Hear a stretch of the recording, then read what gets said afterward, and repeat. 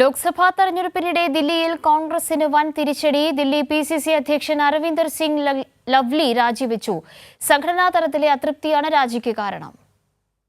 ലോക്സഭാ തെരഞ്ഞെടുപ്പ് നടക്കുന്നതിനിടെയുള്ള ദില്ലി PCC അധ്യക്ഷൻ അരവിന്ദർ സിംഗ് ലവ്ലിയുടെ രാജി കോൺഗ്രസിനെ വലിയ സമ്മർദ്ദത്തിലാക്കിയിരിക്കുകയാണ്. കോൺഗ്രസ് ഹൈക്കമാൻഡിനെ അടക്കം വലിയ രീതിയിൽ വിമർശിച്ചുകൊണ്ടാണ് അരവിന്ദർ സിംഗിന്റെ രാജി. ആം ആദ്മി പാർട്ടിയുമായുള്ള സഖ്യത്തിലടക്കം വിയോജിപ്പ് രേഖപ്പെടുത്തിയുള്ള രാജിക്കത്താണ് കോൺഗ്രസ് അധ്യക്ഷൻ മല്ലികാർജുൻ ഖാർഗെയ്ക്ക് കൈമാറിയത്.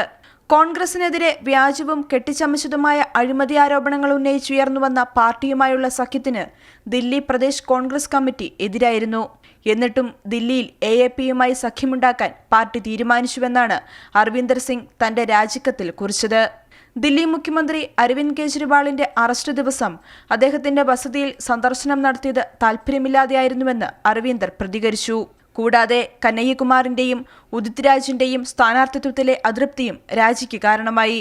സ്ഥാനാർത്ഥി നിർണയവുമായി ബന്ധപ്പെട്ട ചർച്ചകളിൽ നിന്ന് അകറ്റി നിർത്തിയതിലും PCCയുടെ എല്ലാ നിർദ്ദേശങ്ങളെയും തള്ളി ദില്ലിക്ക് അപരിചിതരായ സ്ഥാനാർത്ഥികളെ നിശ്ചയിച്ചതിലും അരവിന്ദർ അതൃപ്തി രേഖപ്പെടുത്തി.